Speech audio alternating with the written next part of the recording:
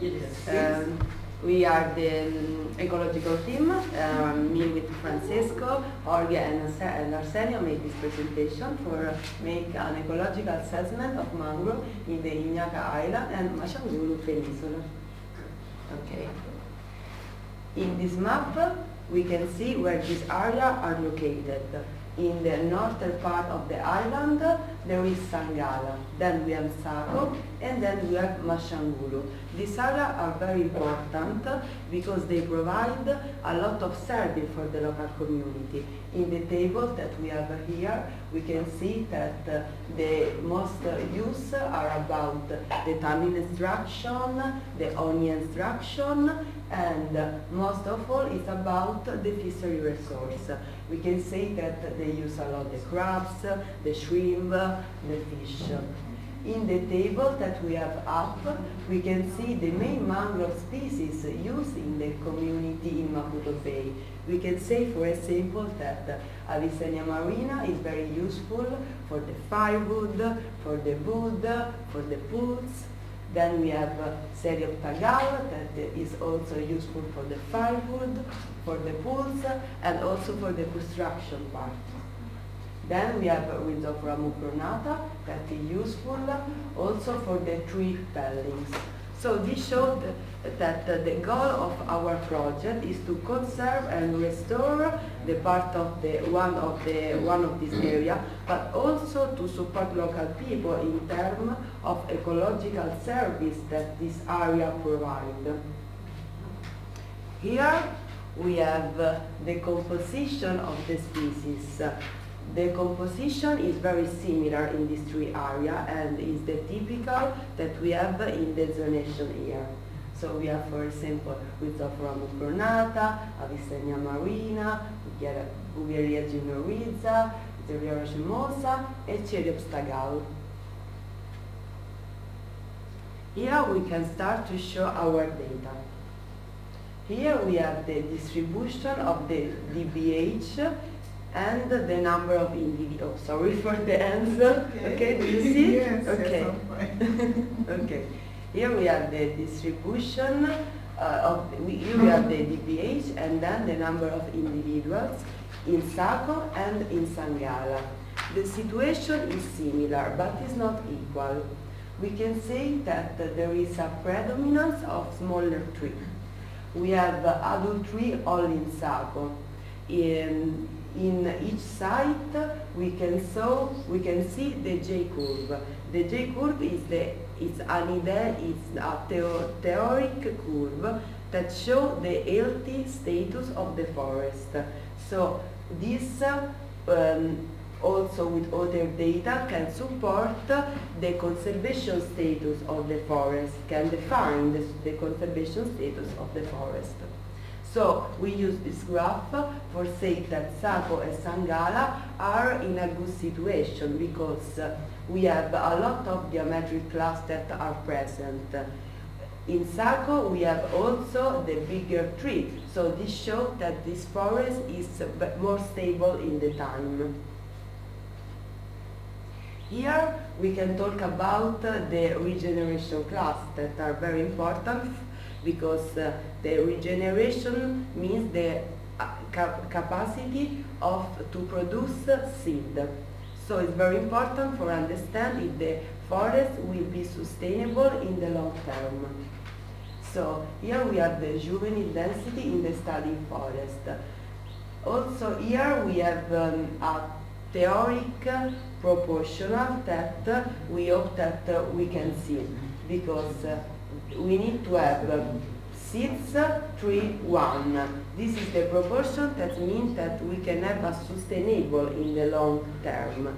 We can see this proportion in Saco and more or less in Sangala. These are only a theoretical things, so when we go to the field we don't expect to have this perfect proportion, but if we saw this graph we can say that it is similar. So we have a good condition of regeneration in Saco and in Sangala. Here we have the structural analysis. This is very important because we need the structural data for calculate the biomass and the carbon that we are going to see in the next slide. Here we can say that these three areas, so Machangulo, Saco and Sangala, are very similar in terms of the pH, height, density, basal area. And then we also calculate the index, the complexity index and the importance value index. These are useful for understand the conservation status of the area. The first one is about the species. The second one is about all the forest. When we analyze this index, we need to be very careful because we need to consider all the data, not only this index. In particular, the second one. Because of the presence of the algae, we need to be careful because it's very common to overestimate this index. Because if we have a forest with a lot of high trees, it's possible that this index show a high value. But this doesn't mean that it's a good conservation status. So that's okay, analyze this index, but we need to consider all the situations. So we need to combine this index with other data. In the case of our study area, we have a complexity index that is as the highest value in Saco. That is line that is agree with the graph that I showed you before, that show that we have all the geometric classes. So we have a mature forest, and it's more complex than the other one. The number of 0.5 that we have for the complexity index in Sangala and in Machangulo show how it's easy to misunderstanding this index, because we have two different situations in these two sites, but the index show the same value. It's very strange because it's really the same, it's 0.57, very strange. But we can use this data for analyze the complexity of the whole forest. Can I ask a question? Yeah. Because you have the same complexity index, I see, but as you said, you need to look at, if you want to compare to forests, you first look at the complexity index, but then you analyze every indicator. So in the case of Sangala and Machangulo, what do you think is the difference? You have, for example, same species, same number of species, but then what do you think is the difference between the two forests? With Saco and Machangulo? Yeah, no, Machangulo and Sangala, the one with the same complexity index, yeah. What makes them similar and what makes them different? Okay, I'm going to show in the next slide because you are Okay. going to see the geometric class, Okay. so that's a spoiler. Okay. But I'm going to answer because this is a very key point of this analysis. Okay. Okay. Here we have the distribution class and the density of the individuals in Machangulo. It's very different than the Sangala one. Okay, so here we have all the geometric class that are represented. We don't see the J curve. So we have a particular situation because the class of diameter go up, go down, go up, go down. So this means that we don't have the stable situation that we saw in Saco, as you can see. And the situation is very different between Sangala and Machangulo, as you can see in this graph.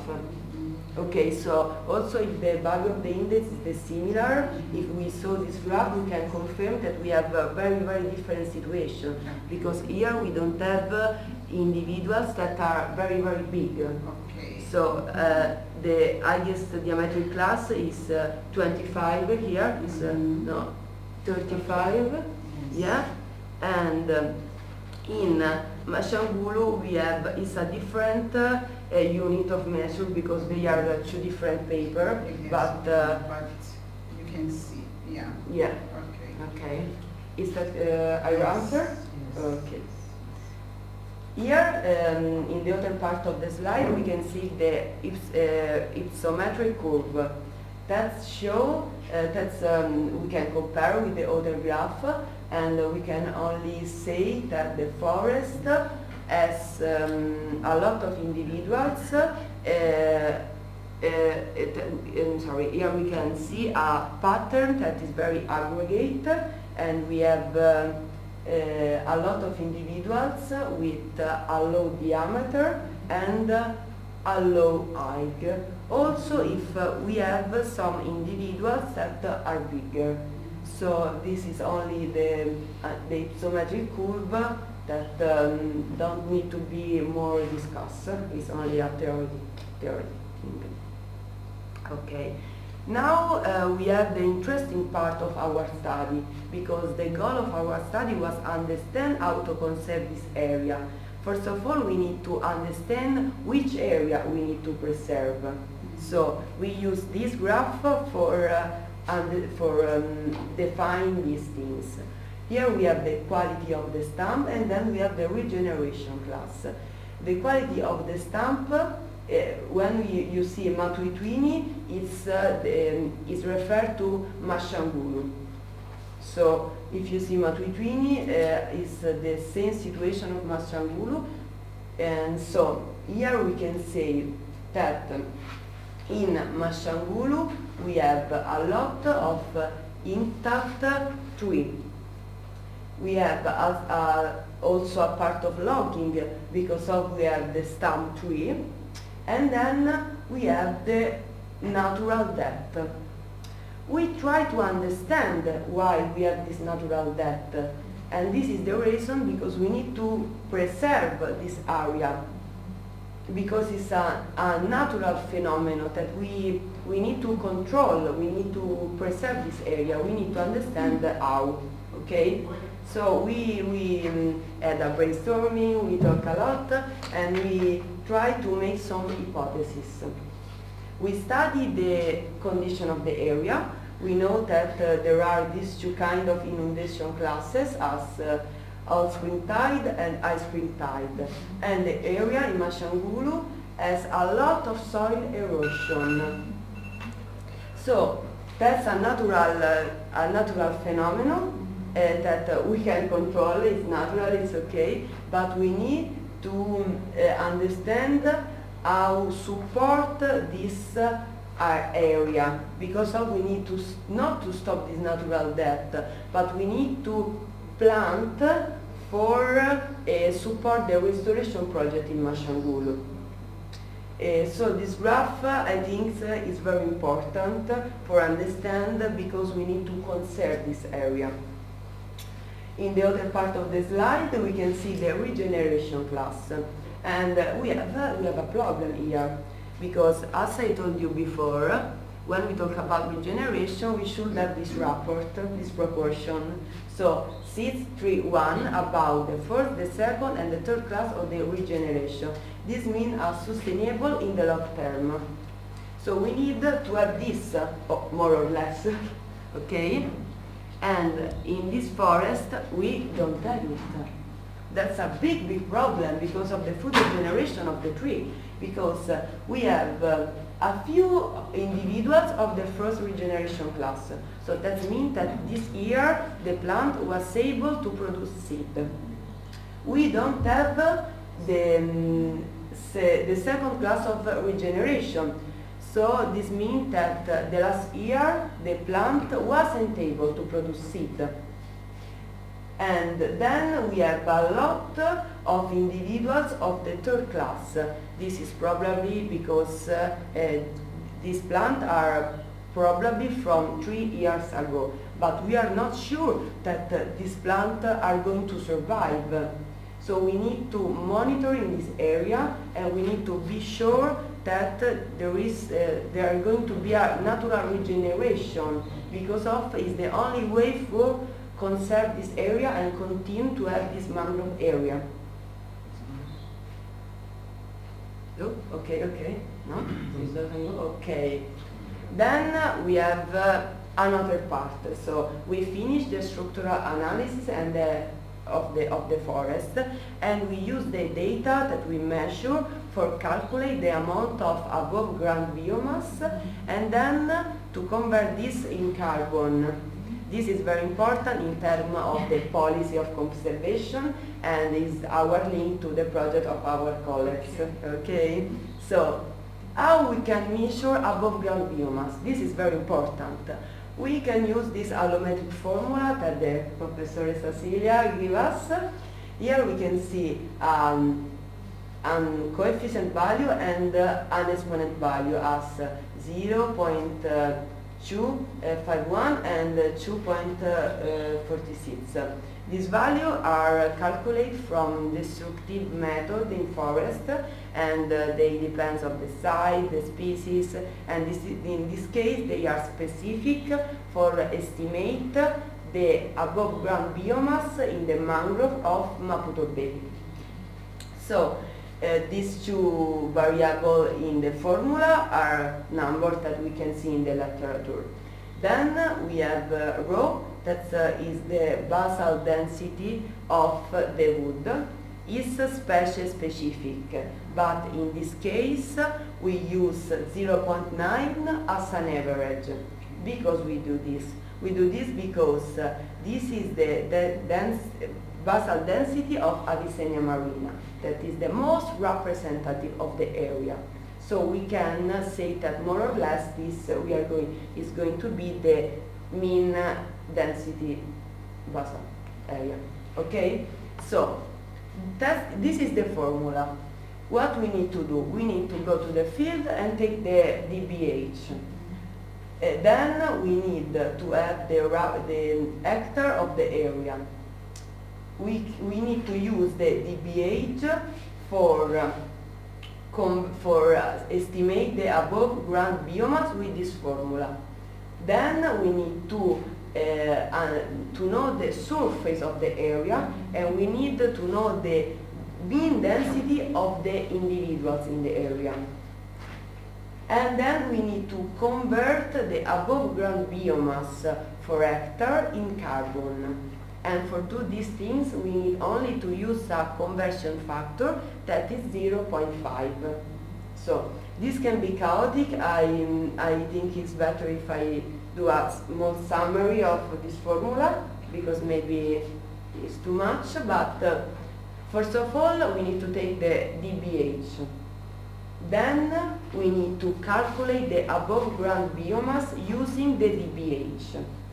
Then we need to have the above ground biomass for hectare, and then we need to convert the above ground biomass for hectare in carbon stock with a conversion factor that is standard and is 0.5. So this is our data, and it's a really high carbon stock for this area. It's interesting because Saco and Machangulo have a really different surface, but they have a similar value of carbon stock. And this is because of the area. So the number is 70 million milligram of carbon for hectare for Machangulo, and 16 million, more or less, of carbon milligram for hectare in Saco. And this is the highest values. Then we have also Sangala, that is has a less value, but is also important in terms of carbon stock. So our conclusion is that the analysis of the Inhaca site showed that the forests are in a good situation but need to be protected, in particular in Sangala. In Machangulo Peninsula, the mangrove forests are more untreated and need to be restored. In conclusion, I lost one part, okay. These data are very interesting because the FAO recognize the pH, the biomass and the carbon stock as an indicator for monitoring forest. Here we have the document. And for conclusion, we can say that the structure is inventoried at the local, regional and national level as it has an economic values in terms of amount of usable timber. And carbon stock is very useful on the perspective of the carbon trading that our colleagues are going to show us. Thank you.